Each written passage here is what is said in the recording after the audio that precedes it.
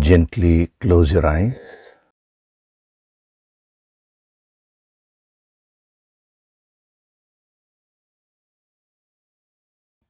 Do deep breathing.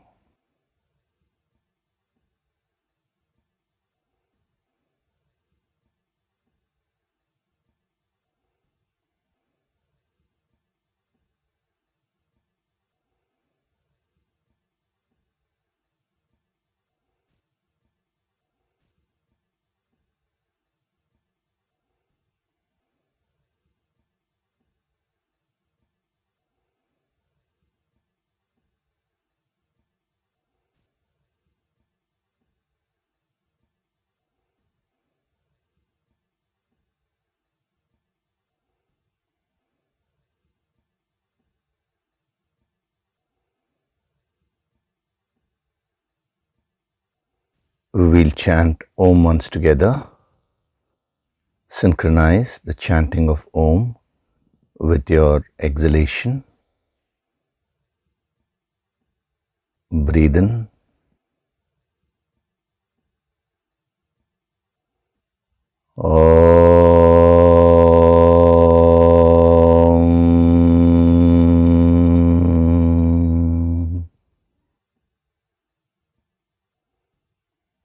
Om Sahana Vavatu Sahanau Bhunaktu Sahaviryam Karavavahai Tejasvinavaditamastu ma Vitvishavahai. Om Shanti Shanti Shanti.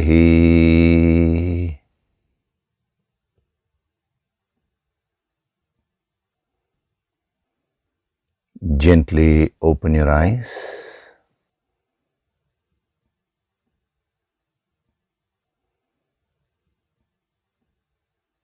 We'll chant from verses 11 to 15 of chapter 3. Devan bhavayatanena Devan bhavayatanena Te deva bhavayantu vaha Te deva bhavayantu vaha Parasparam bhavayantaha Parasparam bhavayantaha Shreya paramavapsyatha Shreya paramavapsyatha Ishtan bhogan hi vo devaha Ishtan bhogan hi vo devaha Dasyante yajna bhavitaha Dasyante yajna bhavitaha Taidattana pradayaibhyaha Taidattana pradayaibhyaha Yo bhungte stena eva saha Yo bhungte stena eva saha Yajna shishtashinah santaha Yajna shishtashinah santaha Muchyante sarva kilbishaihi Muchyante sarva kilbishaihi Bhunjate te tvagam papaha Bhunjate te tvagam papaha Ye pachantyatmakaranat Ye pachantyatmakaranat Annad bhavanti bhutani Annad bhavanti bhutani Parjanyadanna sambhavaha Parjanyadanna sambhavaha Yajnat bhavati parjanyaha Yajnat bhavati parjanyaha Yajna karma samudbhavaha Yajna karma samudbhavaha Karma brahmodbhavam viddhi. Karma brahmodbhavam viddhi. Brahmaksharasamudbhavam. Brahmaksharasamudbhavam. Tasmat sarvagatam brahma. Tasmat sarvagatam brahma. Nityam yagne pratishtitam. Nityam yagne pratishtitam. Hari Om, and a very good day to all of you.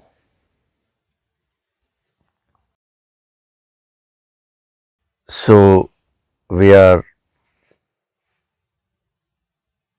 studying this portion of verse number 14, wherein he says, Annat bhavanti bhutani.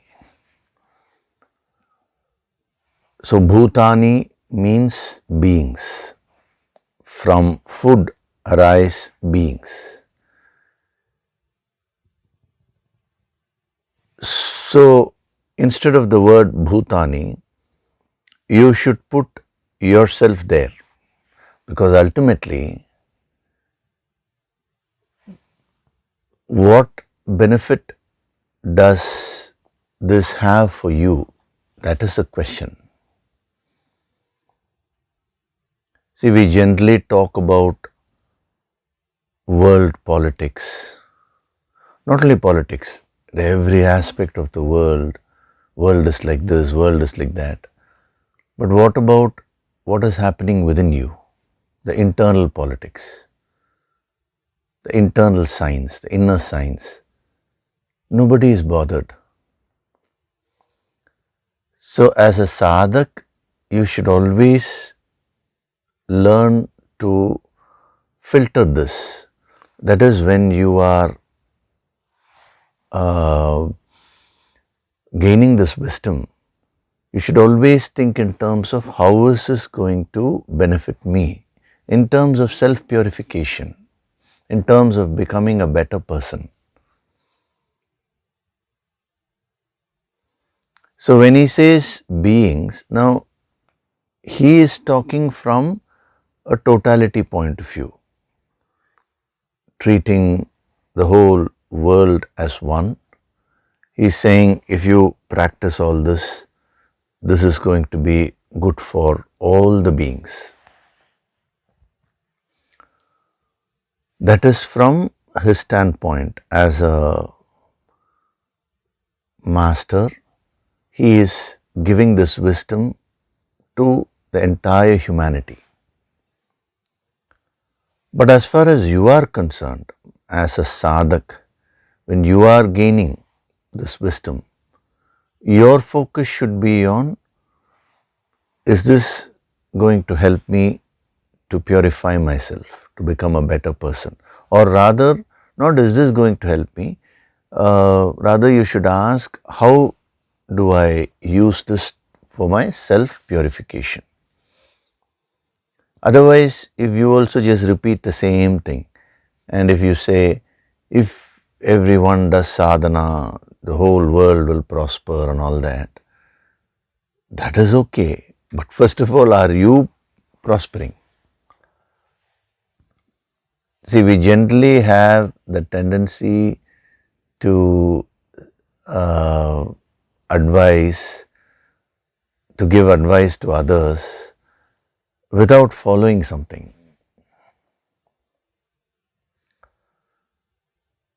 If you say, this is the formula for success, for example, now you should have followed that in your field and you should have been successful. Then only it makes sense. Let's say a person is an utter failure in a particular field. He has not been able to achieve something. And then he says, no, I will coach others, I will guide others in order to achieve that. What prana shakti is it going to have?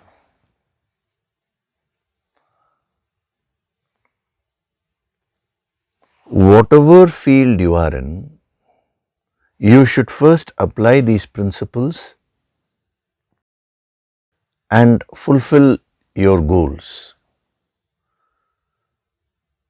Then you will be able to guide others to fulfill their goals, because the principles are the same, the application will be different.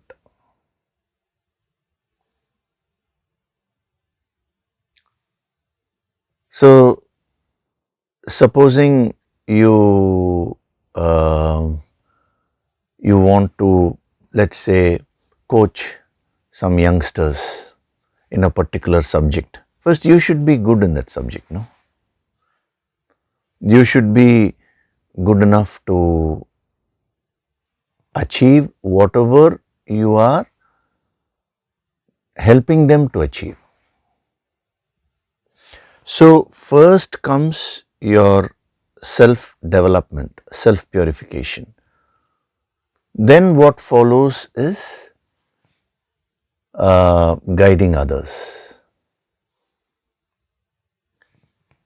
Instead of saying you will guide others, we can say others will take guidance from you. That is the right way you should understand this.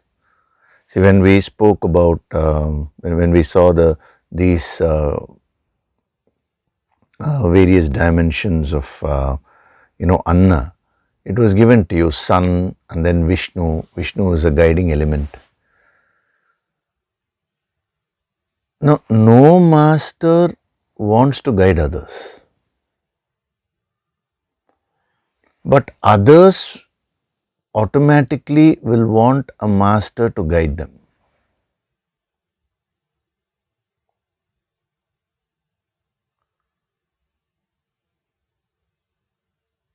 Supposing a master finds that a person doesn't want guidance, now he is not going to sit there and, he is not going to give him all the advice and all that.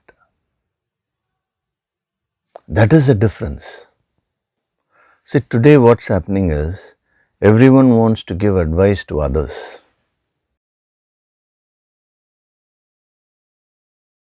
If another person has a problem, now you will become a great philosopher. You will give the entire life philosophy to them.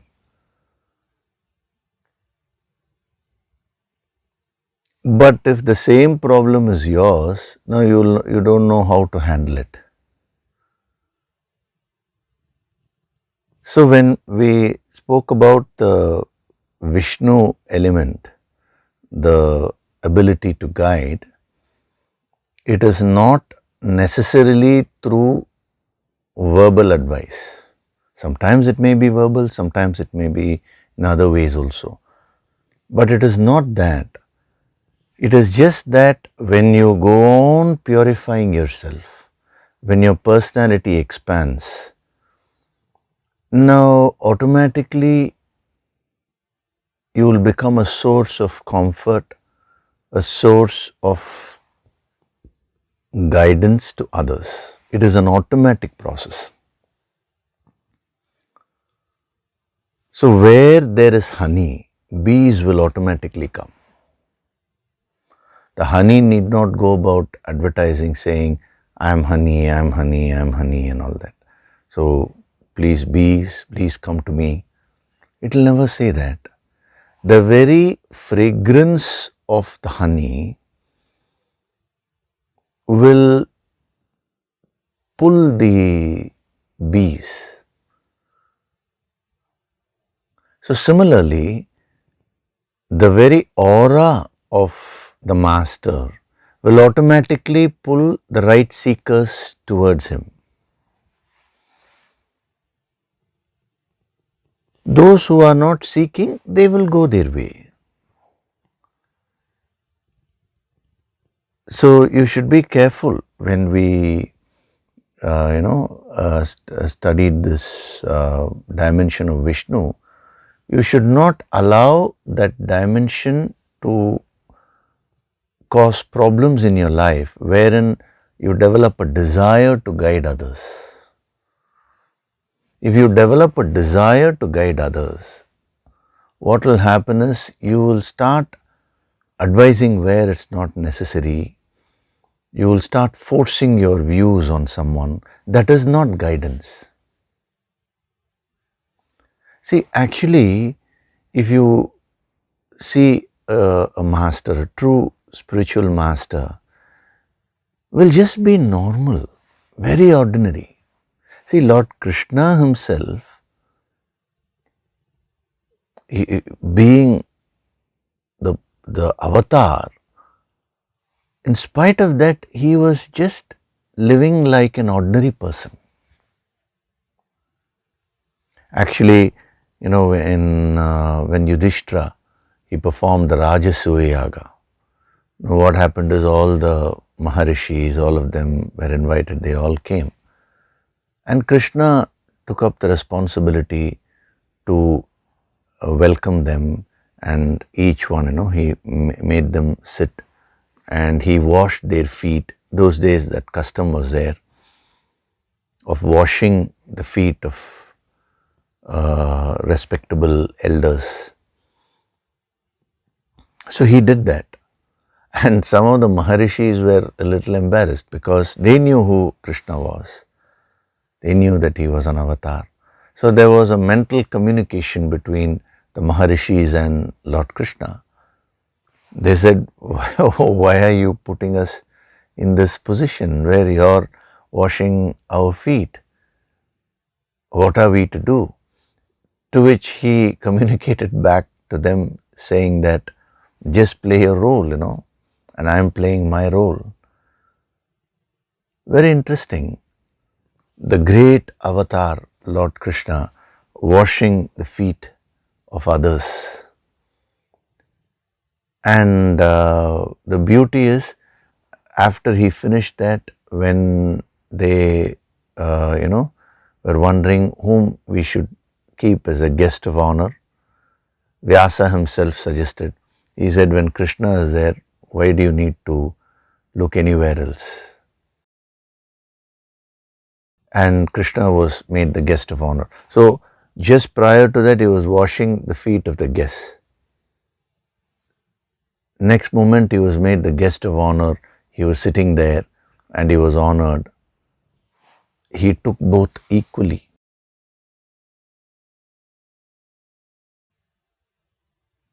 When Arjuna sought his help, he shared his wisdom, he guided him.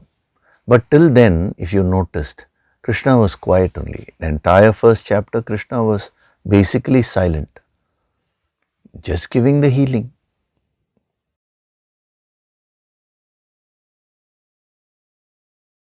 So, the Vishnu element is something which gets activated naturally within.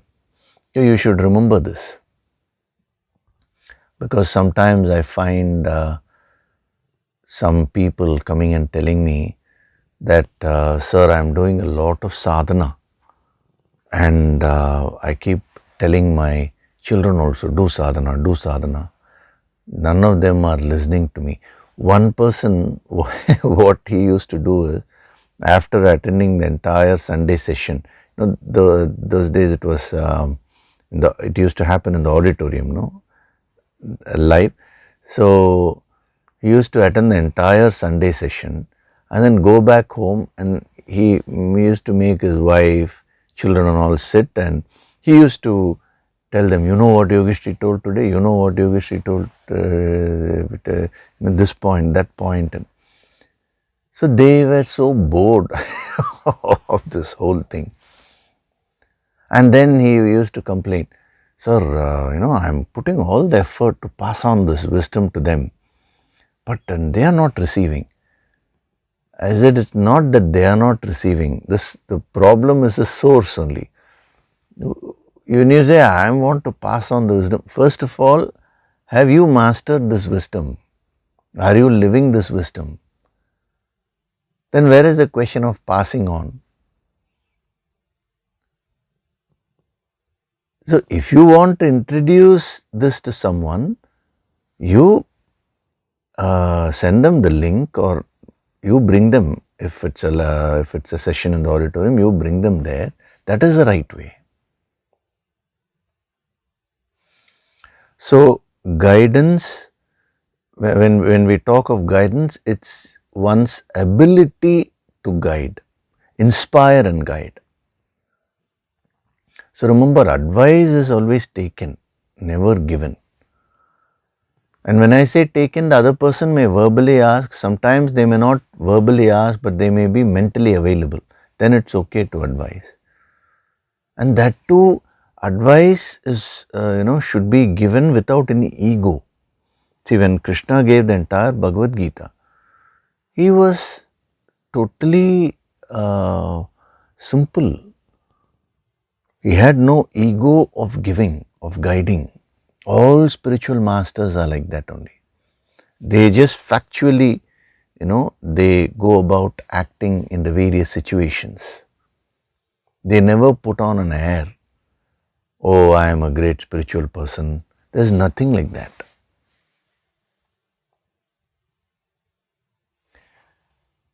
So that's why this step which we were seeing last time, Annad Bhavanti Bhutani, from food arise beings, becomes very important to you, because instead of beings you put yourself there, because when we talk of the entire humanity, you are a part of it.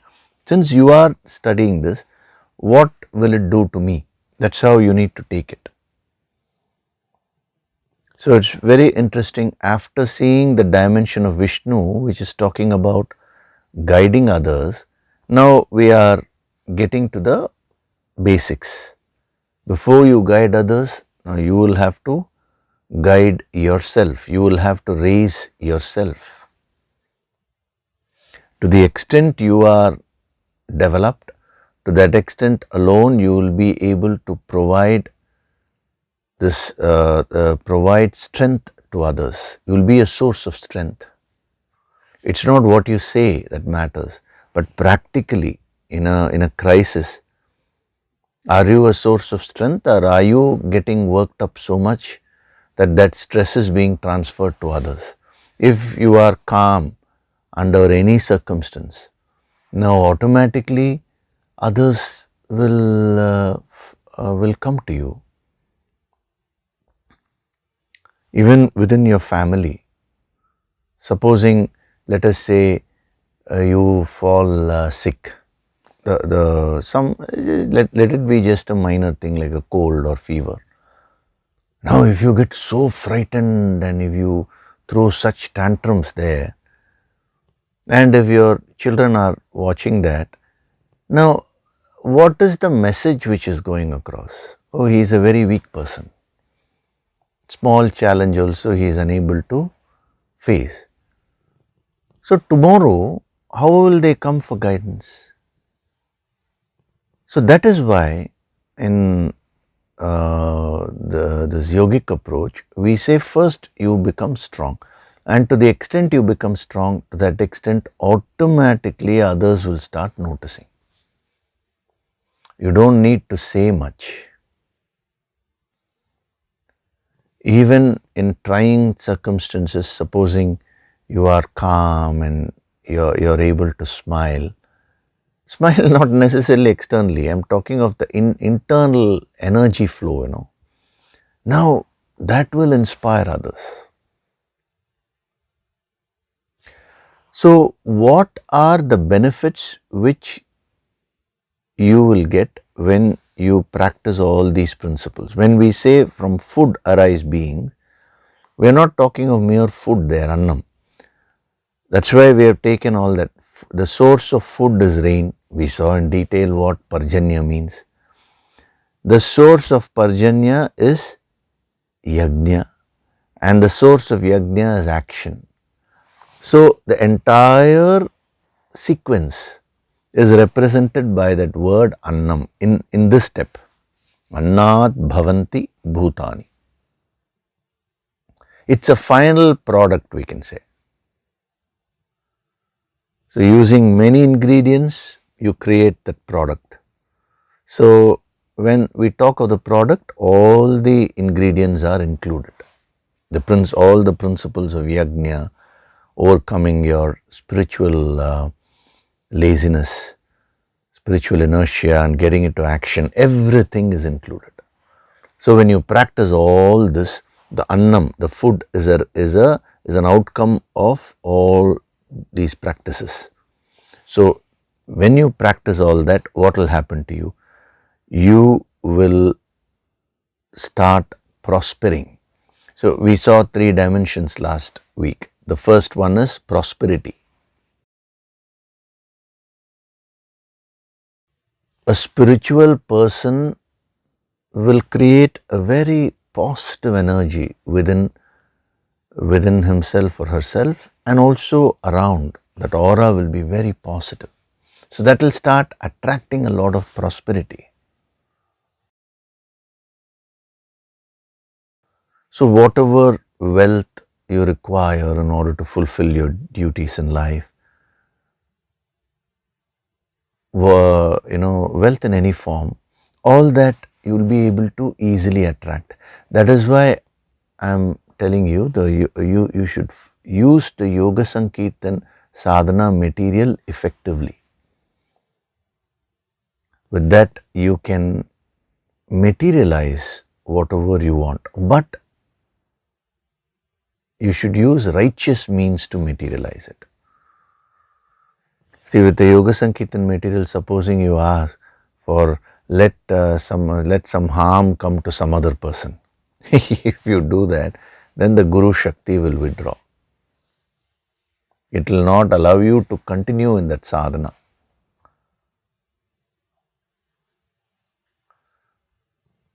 So this is the first dimension. Oh, okay, it's already the translation is there from food arise beings, but we are not here. Bhava not only means arise, but in the deeper dimensions, the first one is prosperity.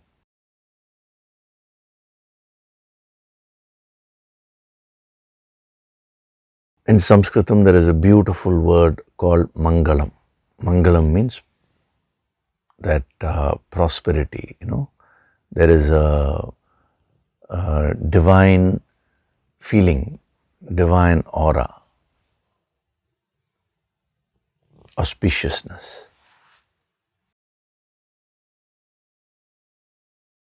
So nowhere in the scriptures are they against wealth.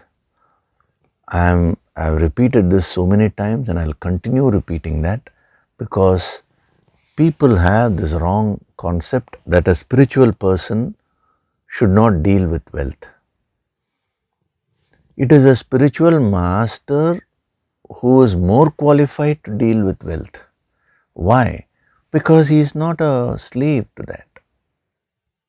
Some people have very funny concepts, like they portray themselves in an artificial way. Like one person, he portrayed himself to be a yogi. So he said, I am a yogi, I will not touch money. So if you go and meet him, or if you want to, give him something, let's say some money, he will not touch it. So what he used to have is, he used to have a bag. So he'll open the bag. You have to put it in the bag. But personally, he will not touch it.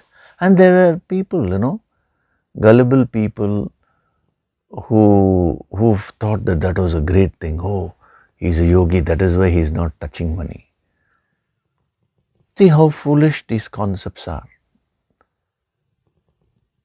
A yogi will not be like that. If he wants money, he'll directly say, you give me this much. That's all, as simple as that. No ego, no arrogance, no false humility and all that. Yogi will, he will only go by the situation. If money is required in a particular situation, he'll say this much is required. I want this much to do this activity. His approach will be direct, not an indirect approach. So As a sadhak, when you practice all these principles, you are we can say a partial yogi. You're in the process of becoming a full-fledged yogi. So automatically your capacity to attract wealth will start increasing. You will be able to materialize whatever you want. That capacity will come. So that's why these great masters, they always tell the sadhaks, don't complain. Instead they say, you create. The sadhana has been taught to you. For you all, the sadhana material has been given to you, various materials. For one is the yoga sankirtan materials, other is the empowerment material. You don't even need to go to the empowerment, just take the yoga sankirtan materials. Now, what more do you require? You can use them to make your life so wonderful, to make your life prosperous. So that is one dimension. And then we saw two more. Health. Bhava also means being healthy. So healthy body, healthy emotions, healthy thoughts. Thoughts which don't harm you, emotions which don't cause problems for you. See, for example, if you have an emotion of fear, now that can cause problems to you at the physical level. Supposing, let's say, you have this thought of lack of confidence, that can create various issues in your body, like you may get knee pain or some other issues because of these emotions, because ultimately your body, your emotions, your thoughts, they are all connected. So when we talk of health, it's not that now a spiritual master has become like a doctor, where that is a role of a doctor, that is their field. But as a principle, what is being said here is, when you purify yourself, when you have healthy thoughts, healthy emotions, that will start reflecting in the physical body also. So you don't need to understand this word health only at the physical level. No, the entire personality level. And even if something goes wrong, using the higher Shakti, the healing can be very much effected. So that is the second deeper dimension. Then the next one which we saw was excellence. Bhava means being excellent. So always strive for excellence in whatever it is that you're doing. Each one of you, you have a particular talent, certain skills. Be very good in that. If you're extremely good at whatever you're doing, then people will automatically start calling you. See, supposing there is an electrician and he is very good in that, automatically people will start calling him, no?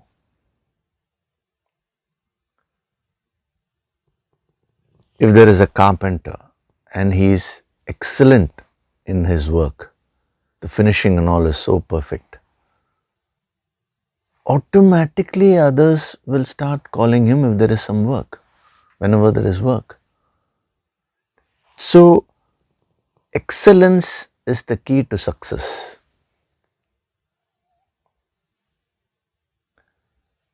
When you are not practicing excellence in your field, then only you will start grumbling. See, even in a company, if an employee is able to fulfill whatever the expectations of the management are, if the employee is useful to the company, why would the company remove that person? Why would the company treat that person in a bad way, in a wrong way? Impossible. So when you are excellent in whatever you're doing, incidentally you will become very useful to others. Others will start finding utility in your work. That is the beauty of excellence.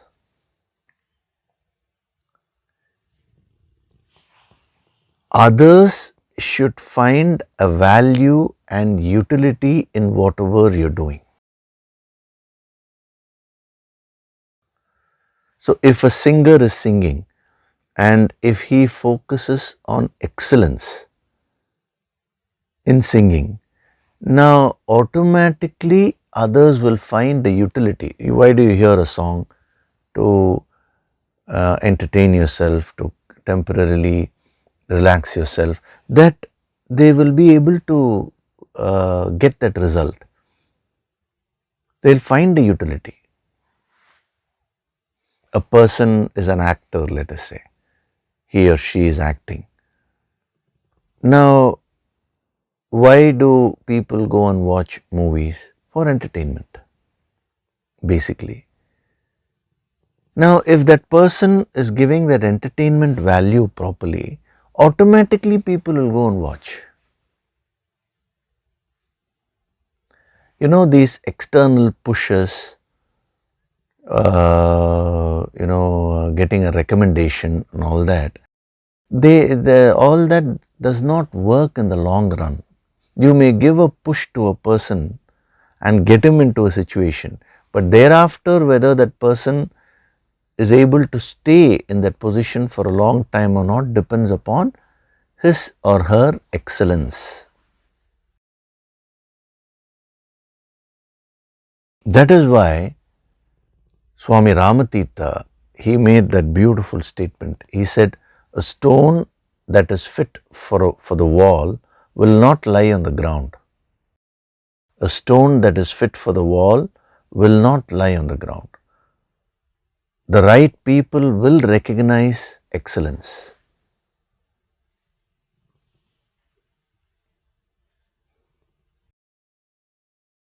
So, as a sadhak, stop complaining from this moment onwards. Stop saying, my management is not doing this, my boss is not doing this. Now, you focus on improving excellence in your work, as simple as that. Because that is what is under your control. The behavior of your boss is not under your control.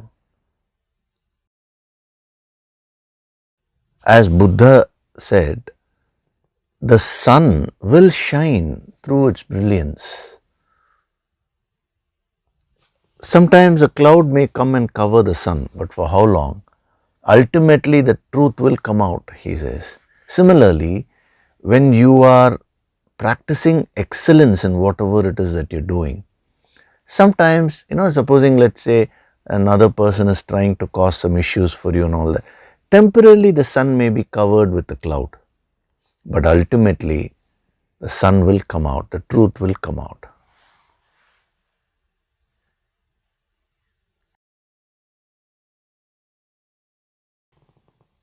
See, great achievers in all the fields, whether it is sports or music or dance or business or whatever it is, they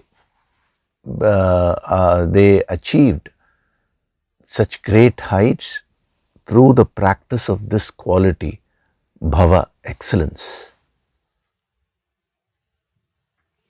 A person who does not practice this cannot come to the top, and even if that person is pushed to the top, that person will not be able to retain it. See, it is easy to go to number one, but then to retain it is even more difficult, no? So, if you see a master, a spiritual master, whatever it is that he does, he will do it in a proper way.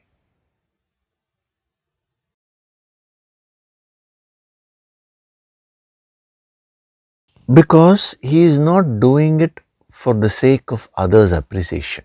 He is doing it for the sake of excellence. So see, these are all very important points. You should make a note of them and let these be your goals.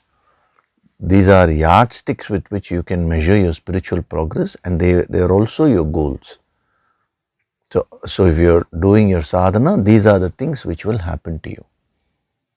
And they are very important principles of Karma Yoga. A Karma Yogi is one who will do whatever he is doing in the best possible way. Work is worship. So if you neglect your duties or if you don't do them properly and then claim that you're spiritual, that is totally wrong. You have misunderstood this wisdom. So prosperity, health, and then excellence. Now we will see a couple of more dimensions. I think that should be enough for you to understand this principle in a deep way. The next dimension of bhava is well-being. Now we saw prosperity, we saw health, then we saw excellence. Now well-being means overall progress in all spheres of life. That is the meaning of well-being. That is the meaning of bhava. Not just one aspect of life alone. See, some people are just rich. They are very wealthy, but they may lack other aspects. Some people have wonderful relationships, but they may be lacking in certain other aspects. No, bhava means progress, arising. Arising means blooming, as it were, in all the aspects of life. That is called completeness. That is the meaning of well-being. In a full way, in a complete way, you grow in your life. You move up, you progress in your life. So our great rishis, they have divided life into 12 parts. One aspect is called Vyaktitva, that is the individuality, the personality. So first is that only, personality development. Then one aspect is health. One aspect is Shri, that is wealth. Then one aspect is career, work. One aspect is Sambandha, relationships. That's what we're doing now, no? The 22-day empowerment course. Then one aspect is creativity. Like this, the 12th aspect is spirituality. So, in all these aspects of life and all these spheres of life, there should be an overall growth. Then we can say you are gaining this wisdom. If you are successful in one aspect and if you are neglecting other aspects, then you are not practicing this properly. Again, that's what I am saying. Don't bring some great yogi into the picture and say he was not having health, for example, or he was not so wealthy. See, that's what I am telling you. It is not about having it or not. It is about one's capacity. For a yogi, if he wants to acquire wealth for some reason, he should be able to do it because he would have developed that sankalpa shakti. You can easily materialize. Some yogis may choose not to do it because they may not require, the situation may not require it. Some yogis may choose to do it. So don't go by externalities.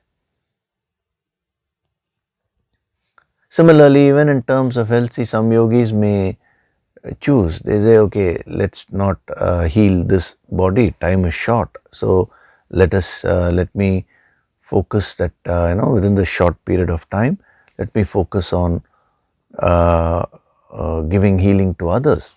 It is a choice which they may make.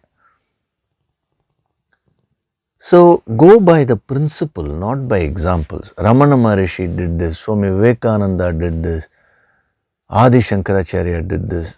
That is fine.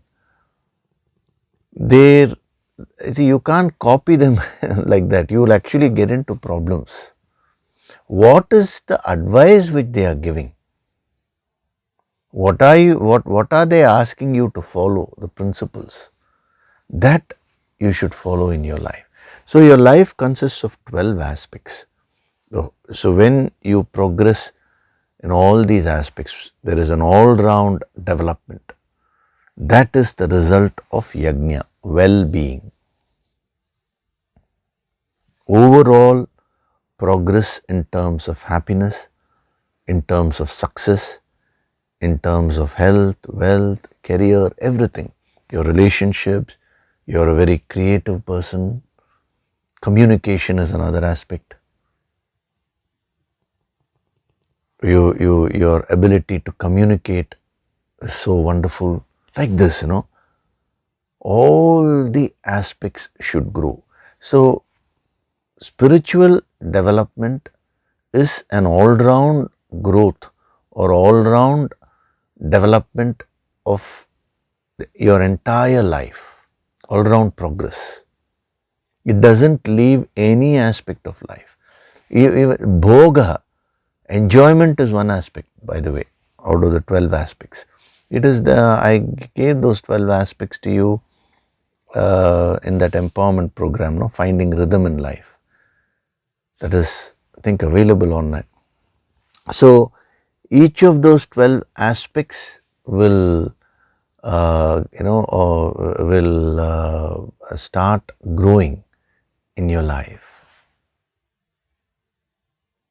And when you are able to achieve this overall well-being, what will happen is, as you grow spiritually, you will start completing your experiences. That is so important. You have come into this life, you have taken this body, and you have come into this world to experience certain things. Those are those 12 aspects. Now, when you achieve well-being in all these 12 aspects, you will start completing your experiences. And when you start completing your experiences, your consciousness will start expanding. You will start growing spiritually. So, spiritual wisdom will help you to lead a complete life. And completeness in your life will enhance your spiritual growth. So they work like two pedals of a wheel, and you will keep on progressing.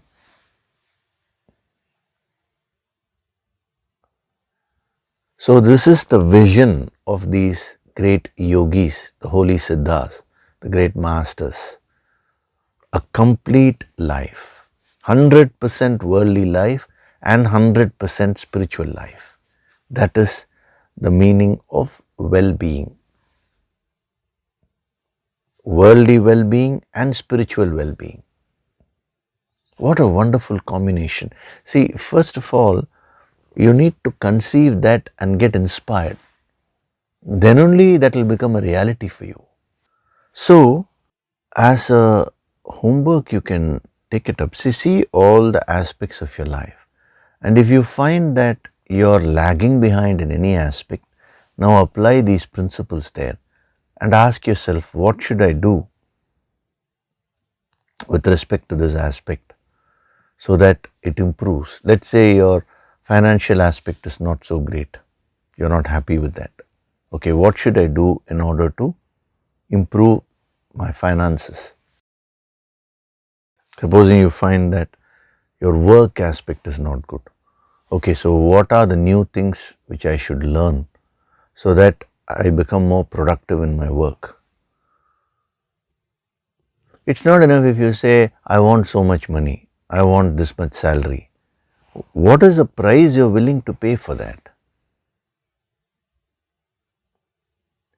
People are not going to just simply hire you and pay you for nothing. So, the most important thing, see, when we talk about well-being, the most important thing which you need to understand is, starting from personality to wealth to work to enjoyment, bhogaha, right up to spirituality, everything is your life only. So don't be against any aspect of life. Some people in the name of spirituality, they say, oh, I'm not at all wanting wealth. If you keep saying that, then how will wealth come to you? In other words, you're saying, I don't want Goddess Lakshmi. In our Vedic wisdom, that is never accepted. Some people say, I don't want success. Now, you are imposing limitations on yourself, because you're thinking that if you want wealth, then that is not spirituality. That is not true. What these masters are saying is, don't make wealth the center of your life. The center of your life, we'll see in the next dimension, we are going to see what should be the center of your life, So don't make all these aspects as centers of your life. That's all they are saying. But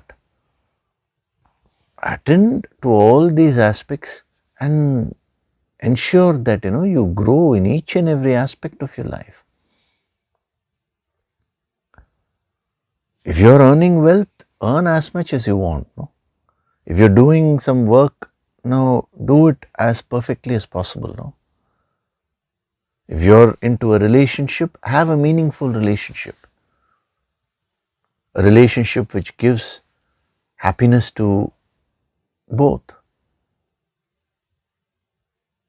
That is how your approach should be. If you're enjoying something, enjoy it fully, Bhogaha. Bhoga is not a negative word in spirituality, in the yogic path. Most people think enjoyment means it's wrong, wealth means it's wrong. Come out of these limitations first. And what happens is, people start projecting this on the onto others also. So then they start saying, if anybody is wealthy, oh, that person cannot be spiritual. If anybody is enjoying, then that person cannot be spiritual. They get into all these wrong concepts. Whereas what these masters are saying is that bhava means well-being. Go on becoming well in all the aspects of your life.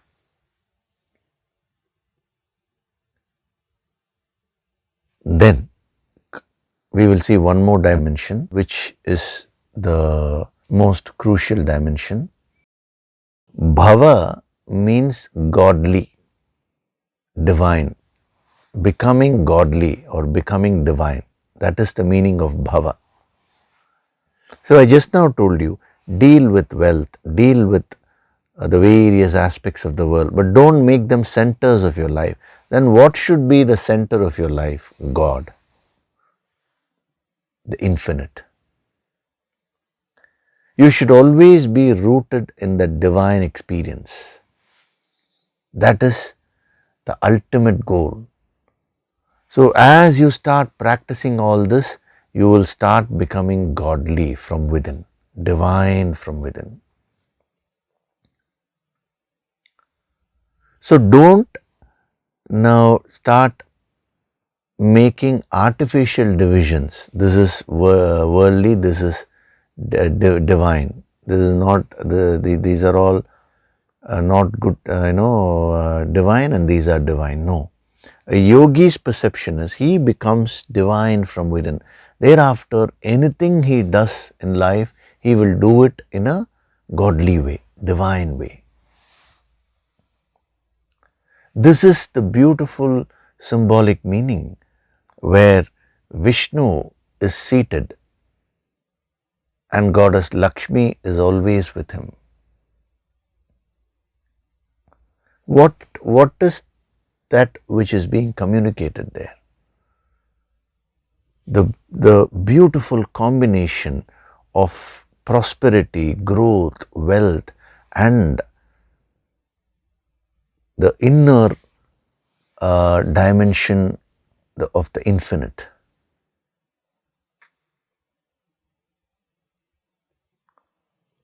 So, Bhava means becoming godly. If you want to become godly, if you want to become divine, now start doing yajna. Convert all your activities into spiritual activities by the right practice of these principles.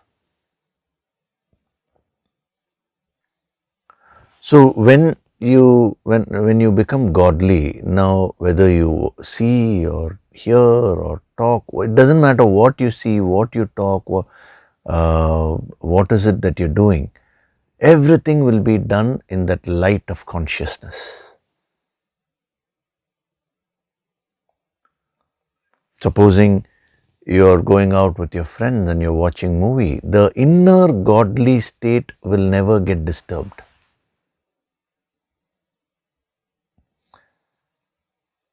See, initially you may wonder, sir, is this possible? Supposing I'm watching a cricket match very intensely. One ball, 6 runs to win. The batsman is standing there. The bowler is bowling. At that time, it's so exciting and it's going on. How do you expect me to remember God? That is why in the last session I told you, it is not about mechanically remembering. It is being established in the godly consciousness. Even in that intense moment, you don't forget that you are so and so, right? Whatever your name is and personality is. That you are established in, no? Similarly, as you do the sadhana, what will happen is you will get established in the God consciousness within you, the infinite consciousness within you. Then, even if you are in the midst of a battlefield, that is what Lord Krishna is demonstrating. He was in the right in the midst of the battlefield. Very intense, serious activities are going on, dangerous activities, and yet Lord Krishna was the divine presence there.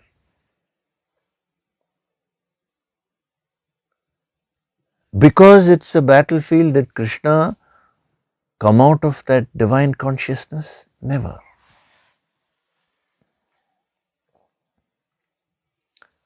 So that is I would say, the most important dimension of bhava, becoming godly, becoming divine, and that is your potential. Please understand this. Let this sink into your mind.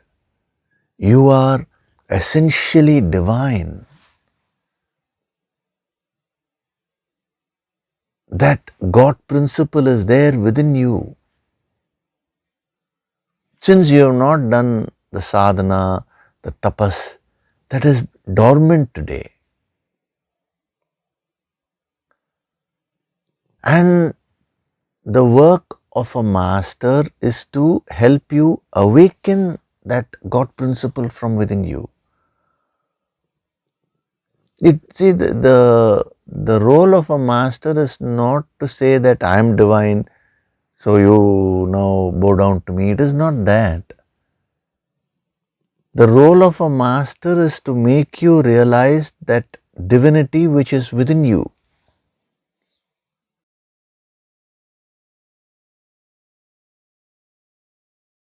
Now, sometimes he may demonstrate that divinity to inspire a student. Oh, if he can do it, now I can also definitely do it. That motivation will be there. But The real aim of any master is to help a person discover and realize the divine potential from within. So don't seek God externally. That supreme God is there within you. And when you merge with that, you will become godly, you will become divine. Where are you going and searching? Everywhere.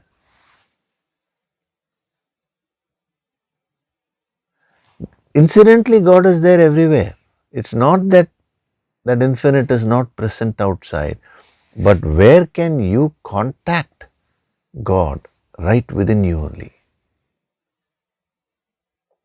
Because God is no doubt present externally also, but those are manifestations, gross manifestations. But you have to go to the source.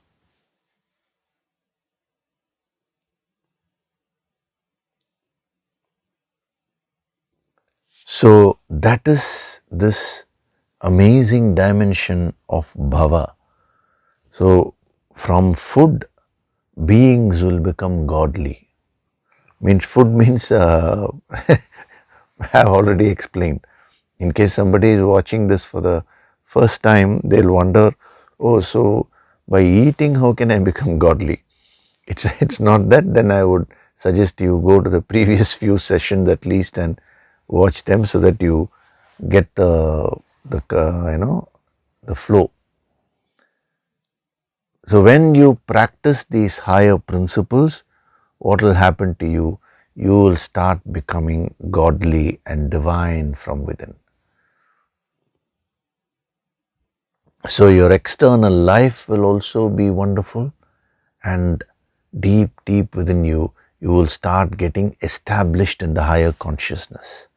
So you will enjoy, you will experience and enjoy every aspect of life, whether it is wealth or sense enjoyment or whatever it is, relationships, everything. You will do everything in a very active way, dynamic way, but you will be established in that God consciousness, totally detached, totally untouched by anything. This is the supreme experience of a master, which is well within your reach. As a human being, you have this potential. So from action comes sacrifice, from sacrifice comes rain, from rain arises food, and from food, which is which represents the outcome of all the practice of all the higher principles, from that you will become godly from within, and you will become so prosperous, so successful externally. What more do you require? This is what you're looking for, right? Either this or that. But here he's saying both.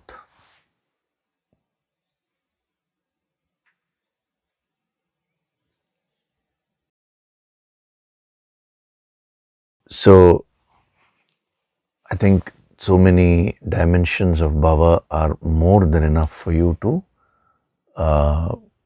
understand the depth of what he's giving. So we will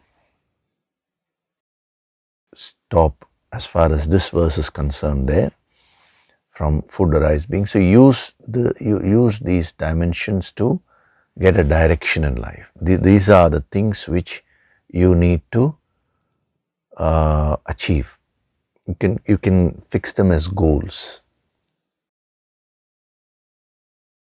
And you can also keep checking whether you're growing spiritually or not.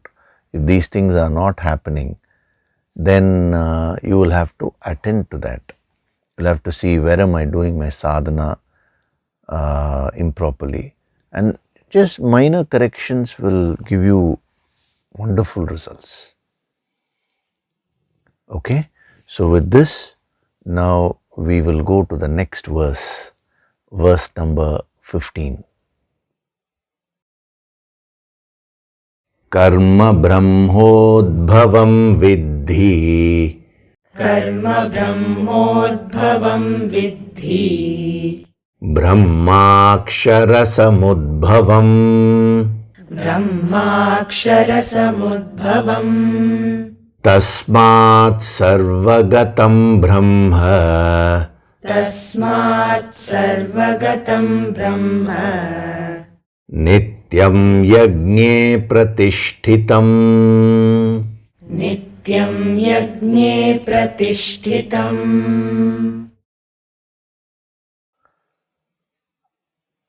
Karma brahmodbhavam viddhi. Viddhi means know. Viddhi also means you should know. First I'll just translate, then we'll go into the depth of it. Know, what should you know? That action springs from Brahma. Karma brahmodbhavam. Brahmanaha udbhavaha yasya tat.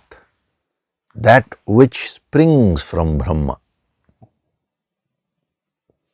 So in the previous verse, see, we from the last step he went up to karma, right? The sacrifice comes from action. We analyzed it in the from the end, the last step. But now he is going further into it. So what was said in the last thing? You have to do yajna. From where does yajna come? From karma. And I explained to you about the spiritual inertia which you need to overcome and get into the state of action. Now in this verse he is going into more depth. He is going to tell you what is the source of action itself. If you truly want to overcome the spiritual inertia, now this verse is the key. It's a very powerful verse because he's going deeper and deeper into it. It's like digging, into a gold mine. The deeper you go, the more gold you're getting. So when you go very deep to the deepest point, which is what he's doing in this verse, now what is it that you will get? Infinite wisdom.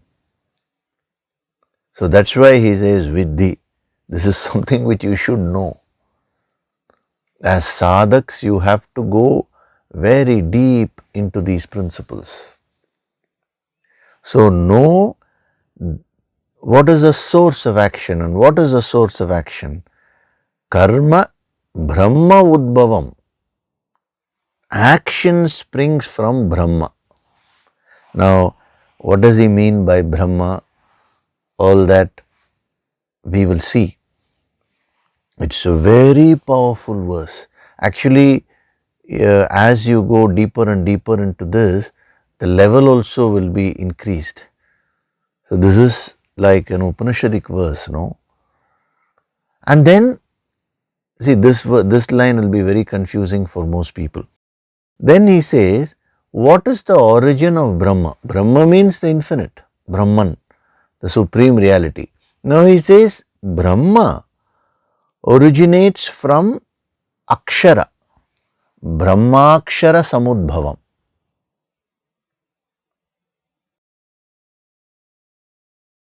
Brahma Akshara Samudbhavam, Aksharat Samudbhavaha Yasya Tat. From the imperishable Brahma comes. Now you may wonder, sir, what is this? Action comes from Brahma. Brahma means the infinite. Brahman, it's used in the neuter gender, This should not be confused with Brahma, that is Lord Brahma, who is the creator. He is not talking of that. Brahman. So, action comes from Brahma, that is the infinite reality. But Brahma originates from Akshara, imperishable. Then what is this Akshara? All that we will see in detail. And then he says, Tasmat, therefore. See, after explaining the whole thing, now he is going to conclude something which is so important. Tasmat, Sarvagatam Brahma. Sarvagatam Brahma means the all-pervading Brahman, the all-pervading supreme reality, which is what your goal is. Now he says, Nityam Yagnye Pratishtitam, that the all-pervading Brahman, the all-pervading supreme reality is ever established. Nityam means ever. Pratishtitam means established. Is ever established in what? In sacrifice, yajna. So yajna, he says, is the pivot.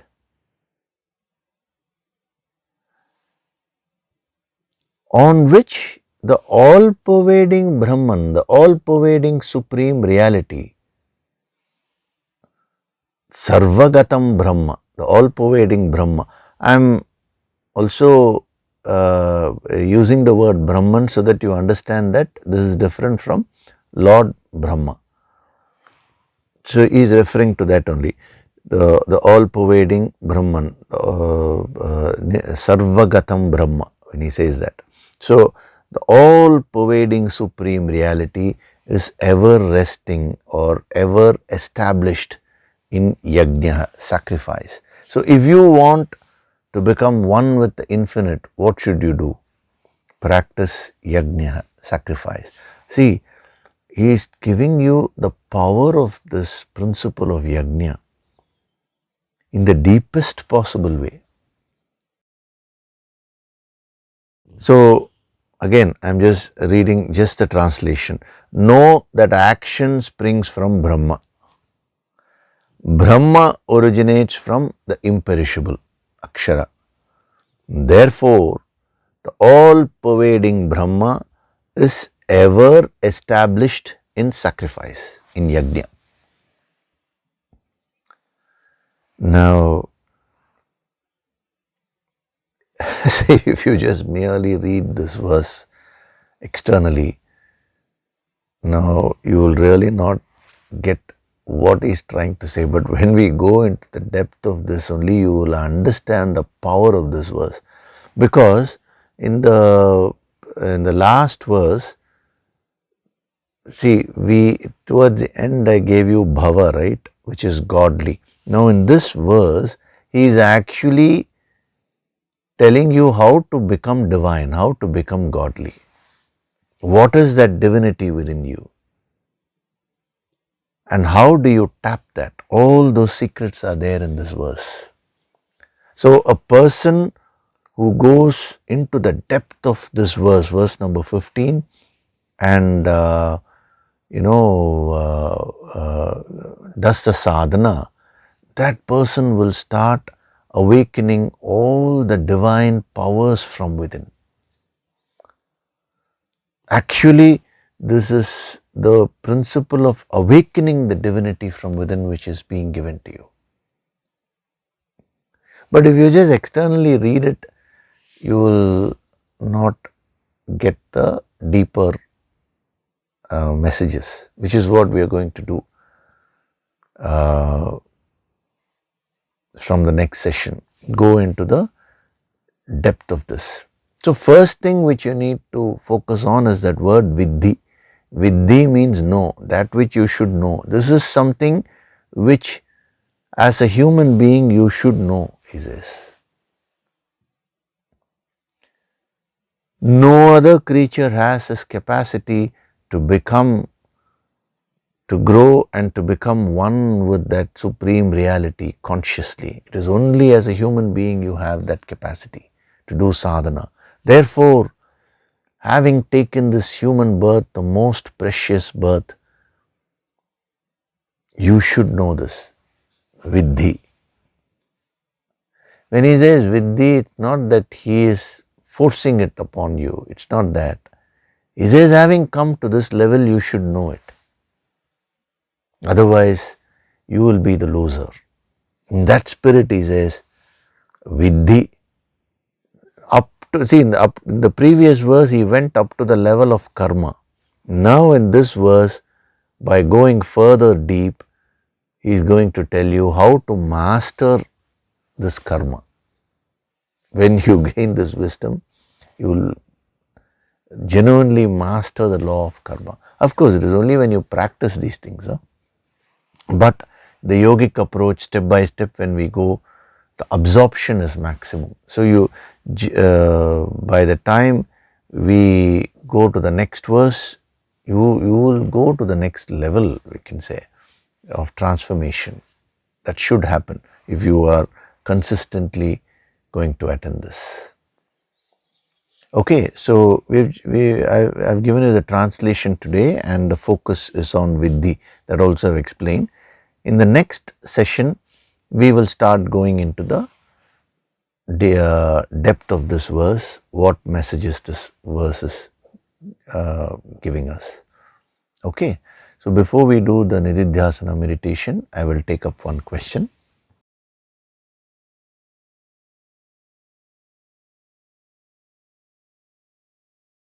So Keshav has asked this question. He has put it in the YouTube comment section. Hari Om sir, another deep session. Thank you so much. In flexibility versus rigidity, I think you are referring to that water principle. That is, earth means be grounded, water means be flexible. That you are referring to that. I have always debated with myself on being a source of comfort for people around versus being taken for granted. While I try to adapt to the situation, more often than not, this dilemma prevents me from being fully in the situation. How does one resolve it? Thank you, sir. Now, it's a very interesting question which you asked. That is, you're saying on one hand, I want to be a source of comfort to people, but that is clashing with being taken for granted. That is, when you are being a source of comfort to others, you are taken for granted. Now, how do you solve this? This is what you're asking. What you're referring to as being a source of comfort to others is actually not the higher principle. There is a small misunderstanding. You are pleasing others. See, there is a difference between pleasing others and comforting others. There is a world of a difference. The higher principle of spirituality is being a source of comfort to others, being a source of strength to others. You are confusing that with merely pleasing others. When you merely please others, slowly you will become like a doormat. They will start taking advantage of you. That is what you are referring to when you say that they take me for granted. Yes, that will happen. So, in spirituality, nowhere is it said that you should please others. Rather, it is said you be yourself. Helping others, being a source of comfort to others, being a source of strength to others, that is totally different. Pleasing others means even if the other person is doing something wrong, you are just going along with the other person to please that person. This is what Karna did. If you take the Mahabharata, he knew what Duryodhana was doing was wrong. Yet, he supported Duryodhana. Even when Duryodhana was, asked his brother to disrobe Draupadi in the courtroom, in front of everyone, which was an atrocious act. Karna also insulted Draupadi there. Not that he wanted to insult, but he wanted to please Duryodhana. And that was the cause for his downfall. Even though he had such wonderful qualities, skill, everything, the reason for Karna's downfall was this weakness. So Krishna never tried to please anyone. See, he was a pleasant personality. He had a pleasing personality. That is also different. Huh? He had an infectious smile, always cheerful, calm. But when you are always trying to please others, it means there is some inferiority complex. You are afraid or hesitant to express yourself, to speak up for yourself. So in the name of spirituality, don't get into that exercise of pleasing others. Live your life according to the right principles and become a source of strength to others. So when you are strong, now where is the question of others taking you for granted? Nobody can take a spiritual person for granted.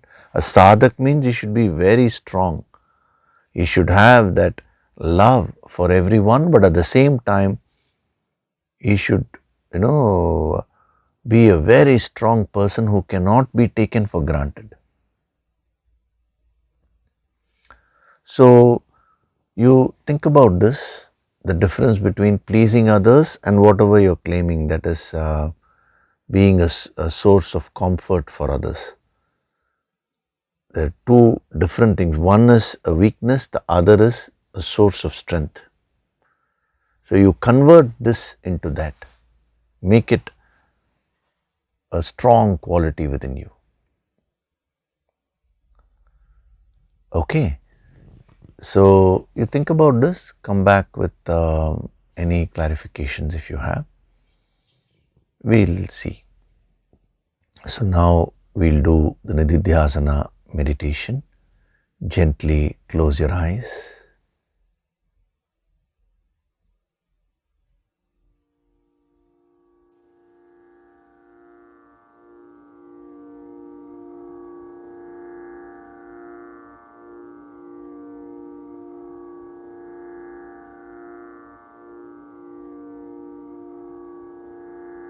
Do deep breathing.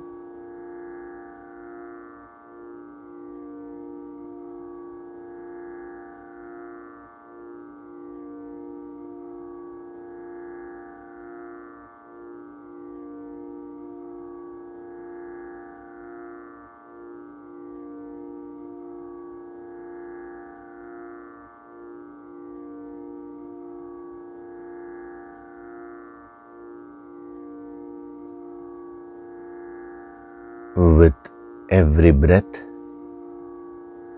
I am becoming more and more relaxed.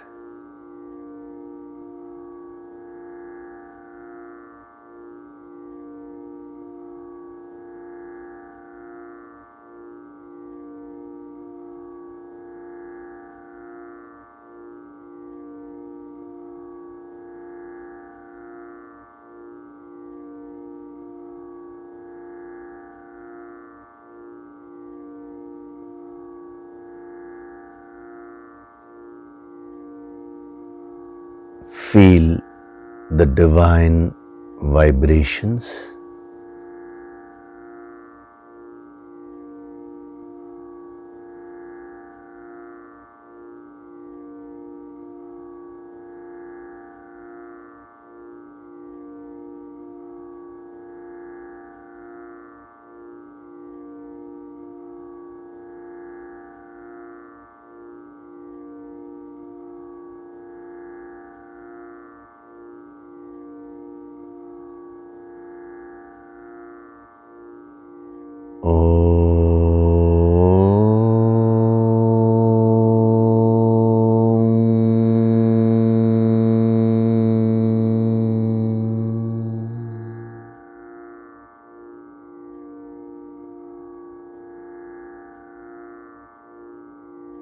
With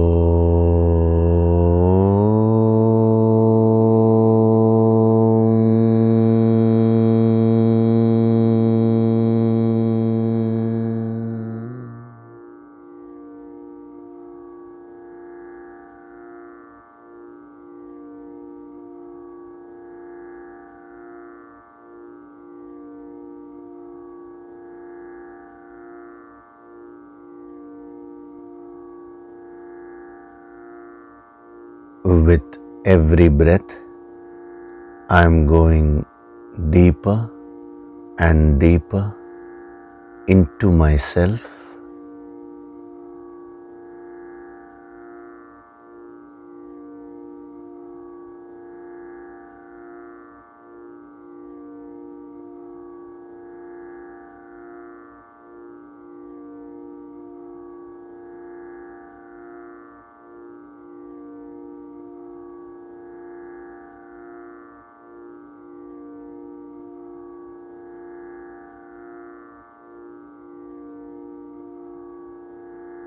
Beyond my physical body, beyond my pranas, beyond my emotions and thoughts, lies my real self,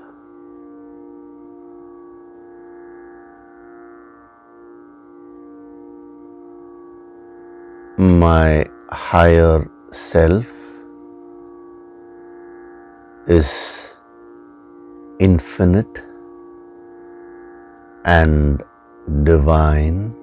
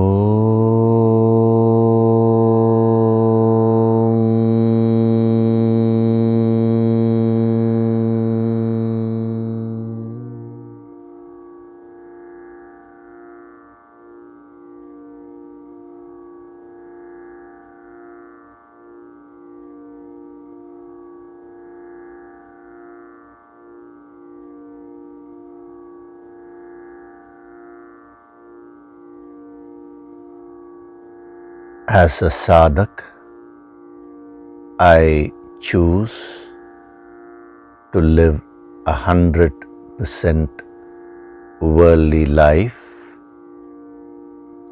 and 100% inner spiritual life.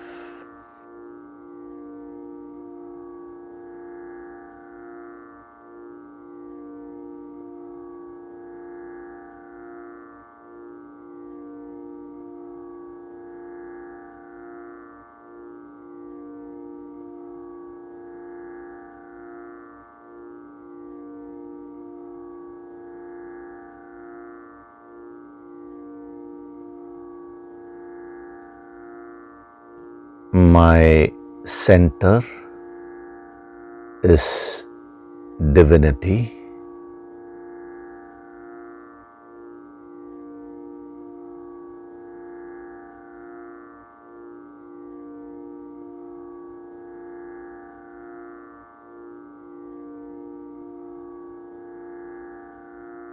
I am godly from within.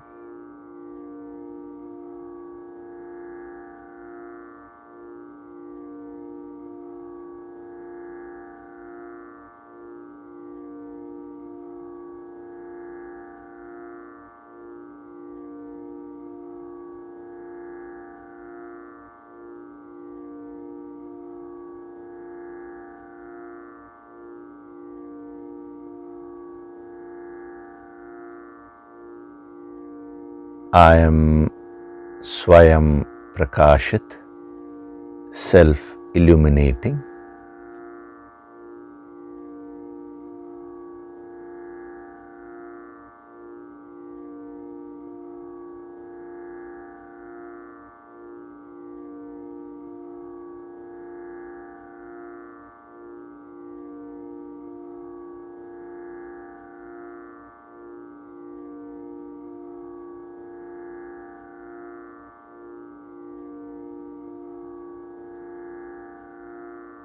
Offer your gratitude to God Supreme.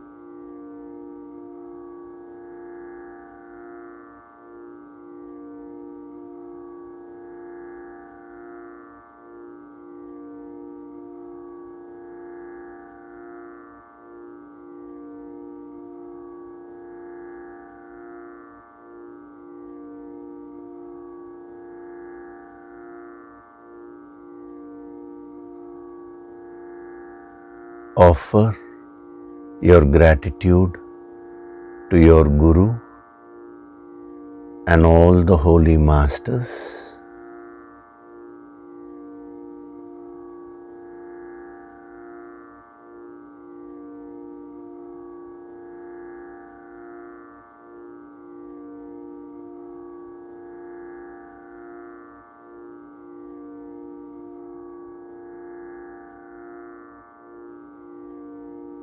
Wriggle your fingers, your toes, open and close your palms a few times. Rub your palms together to create a warmth.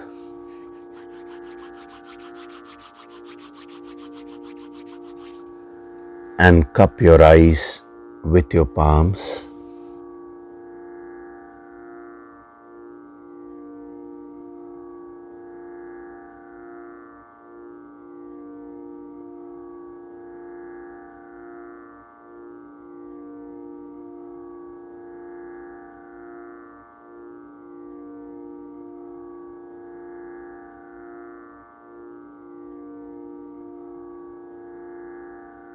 Gently rub your eyes, your cheeks,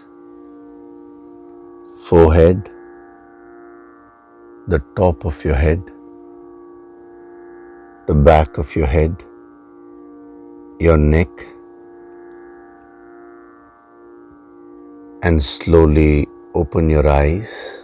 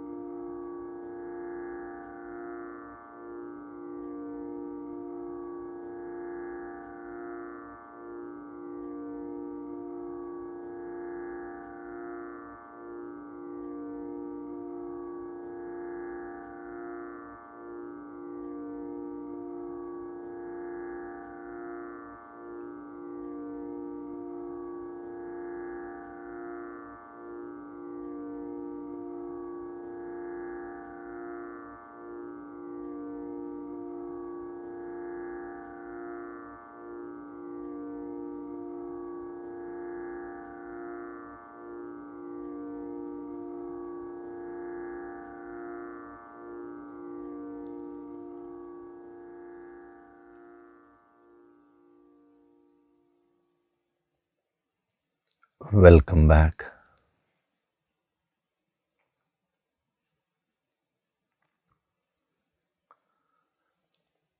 So we had a very interesting session today.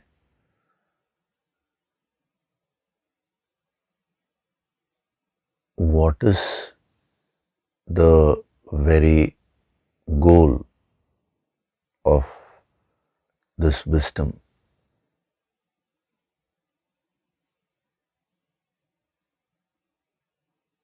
That you can get from the word bhava.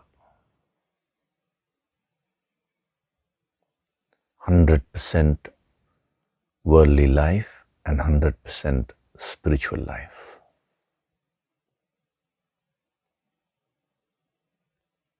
Bhoga and moksha.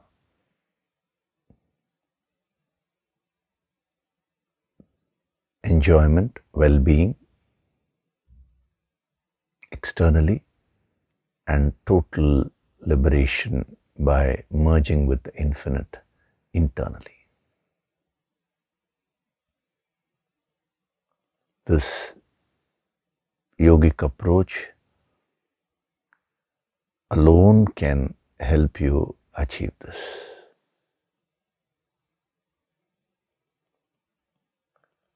Okay. So I will see you in the next session. Thank you very much. Hari Om.